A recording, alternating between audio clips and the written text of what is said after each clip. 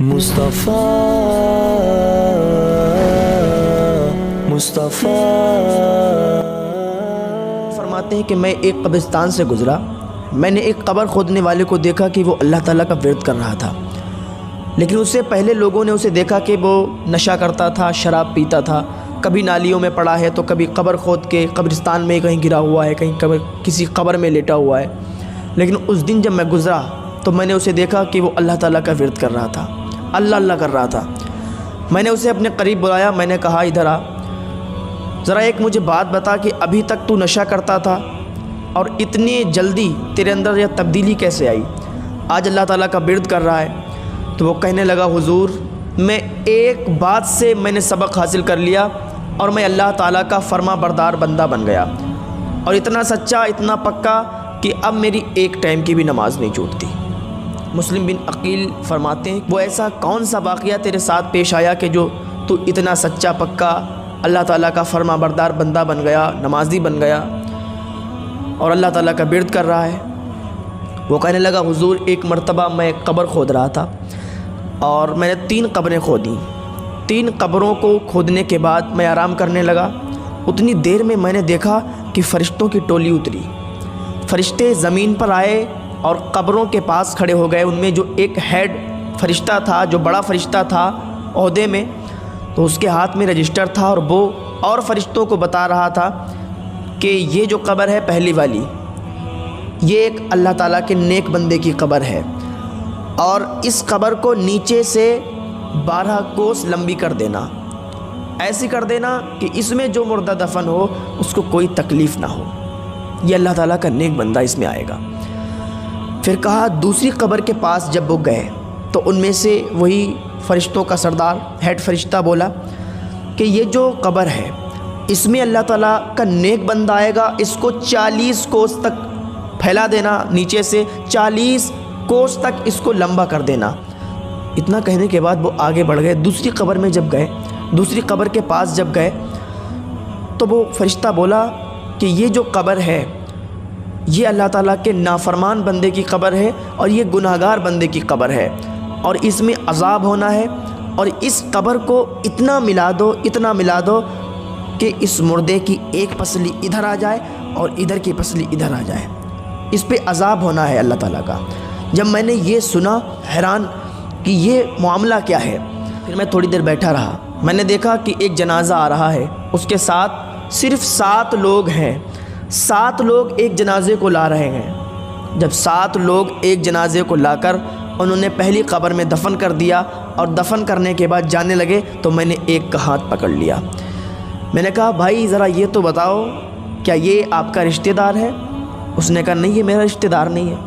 کہا پھر کوئی جان پہچان کا ہے؟ کہا یہ ہمارے محلے کا بہت غریب انسان تھا، بہت ہی غریب تھا، لوگ اس کو اپنے گھر نہیں بلاتے تھے، اس کو کوئی دعوت میں بھی نہیں لے جاتا تھا، اگر کوئی دعوت ہوتی تھی اس کو کوئی نہیں پوچھتا تھا، اور لیکن جب سب امیر سو جاتے تھے، جب سب امیروں کے محل بند ہو جاتے تھے تو یہ غریب انسان اس کے ٹوٹے ہوئے چھپر سے اللہ اکبر کی اذان کی صدا بلند ہوتی تھی۔ یہ نیک بندہ تھا اللہ تعالیٰ کا۔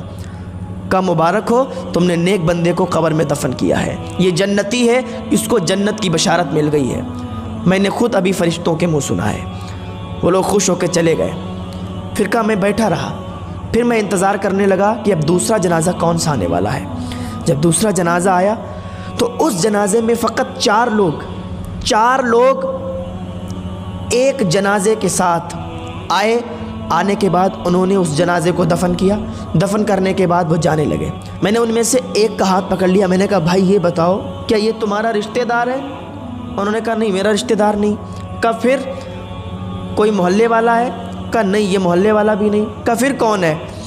تو وہ کہنے لگا کہ یہ ایک مسافر تھا اور یہ 1-2 دن سے روز ہمارے محلے سے گزرتا تھا، امیروں کے گھر ہیں ہمارے محلے میں، امیر لوگ رہتے ہیں، ادھر سے یہ گزرتا تھا تو کوئی اس پر توجہ نہیں دیتا تھا، لیکن آج اس کا انتقال ہو گیا تو ہم نے کچھ لوگوں کو اکٹھا کیا، ہم نے تمام امیروں کو بلایا، ہم نے کہا آؤ اس کو دفنا دیتے ہیں، کچھ کفن کا انتظام کر دیتے ہیں، اس کی فاتح خوانی کا کچھ انتظام کر دیتے ہیں۔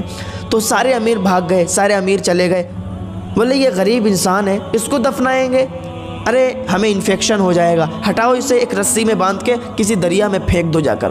جب انہوں نے اتنا کہا تو ہم 4 لوگوں نے اس کے کفن دفن کا انتظام کیا اور اس کو دفن کر کے جا رہے ہیں۔ اس قبر کھودنے والے نے کہا مبارک ہو، تم نے ایک اللہ کے ولی کو دفن کیا ہے، تم نے ایک اللہ کے ولی کو دفن کیا، یہ جنتی ہے، میں نے فرشتوں کے منہ سنا ہے۔ وہ لوگ خوش ہو کر چلے گئے۔ اب جب لاسٹ میں جو جنازہ آنے والا تھا وہ دیکھ رہا تھا وہ کون سا جنازہ ہے، دیکھا کہ بہت ہی دھوم دھام سے لاکھوں آدمی اس جنازے کے ساتھ، پھولوں سے مالا سے پوری چارپائی سجی ہے، لوگ نعرے بلند کرتے آ رہے ہیں۔ جب وہ جنازہ آ گیا تو لوگوں نے پوچھا کہ کوئی قبر خالی ہے؟ تو میں نے کہا ہاں ایک قبر خالی ہے۔ کہا کتنے روپے؟ میں نے کہا 1000۔ تو ان امیروں نے 1000 روپے لے کر اور میرے منہ پر مار دیے، بولے دور ہٹ جا، اب یہاں امیر کا جنازہ ہے، امیر کو دفن کرنے والے ہیں، تو ہٹ یہاں سے، انفیکشن پھیلا رہا ہے۔ بولے میں ہٹ گیا دور۔ جب انہوں نے دفن کر دیا جنازے کو، اس مردے کو دفنا دیا تو مٹی کم پڑ گئی، پھر مٹی باہر سے آئی، مول خرید کے منگائی گئی اور اس کی قبر کو اور اونچا کر دیا گیا۔ اور میں دیکھ رہا تھا اور میں سوچ رہا تھا کہ فرشتوں نے کہا تھا کہ جو تیسرا انسان اس میں آئے گا اس کی قبر میں عذاب ہوگا۔ میں یہ سوچ کر بڑا افسوس کر رہا تھا۔ پھر جب وہ جانے لگے ان میں سے میں نے ایک کا ہاتھ پکڑ لیا، میں نے کہا بھائی ایک بات بتاؤ، یہ تمہارا رشتہ دار ہے؟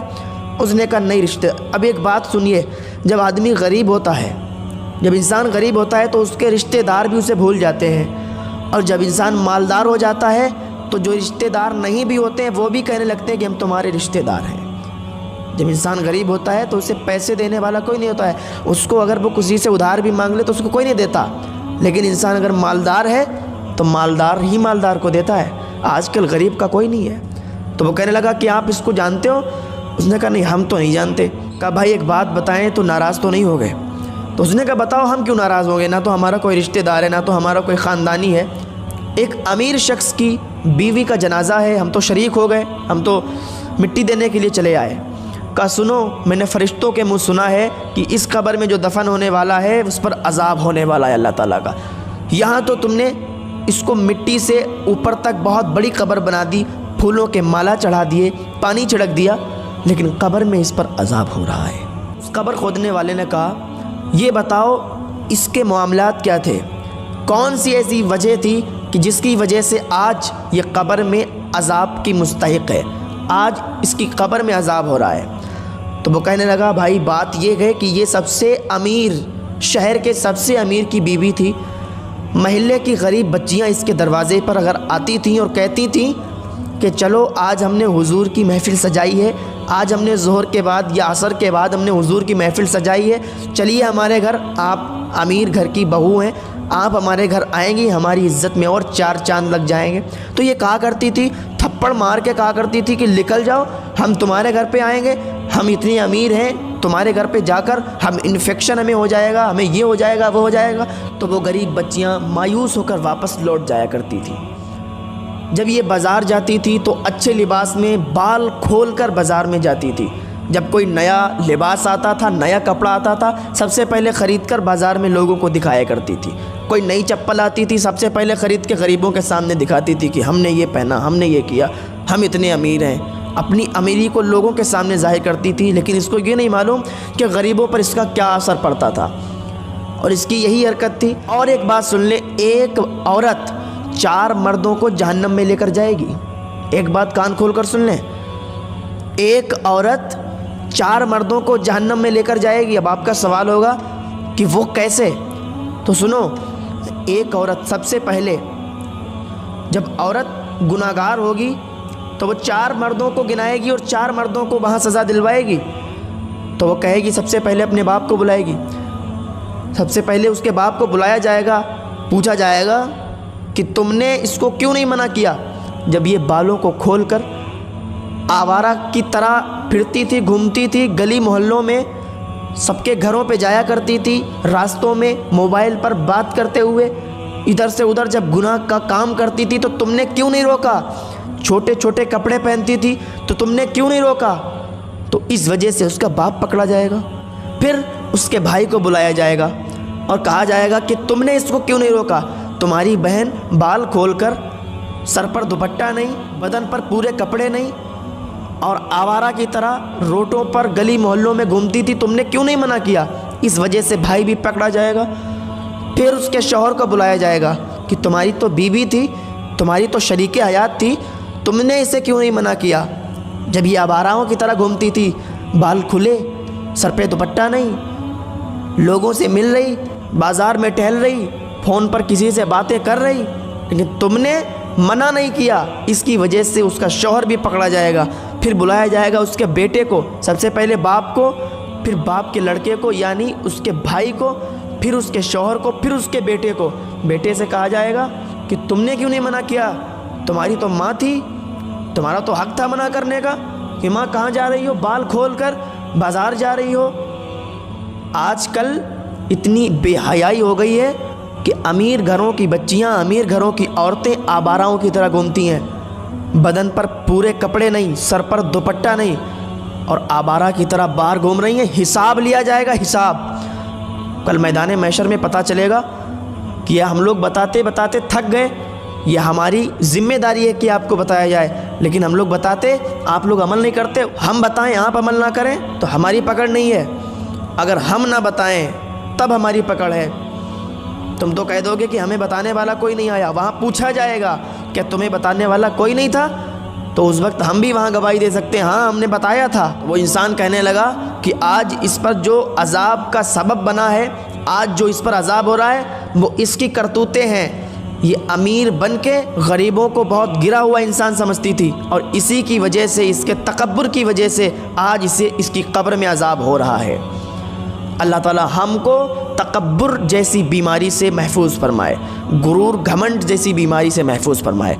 अल्लाह ताला हम सब को नेक अमल करने की तौफीक अता फरमाए।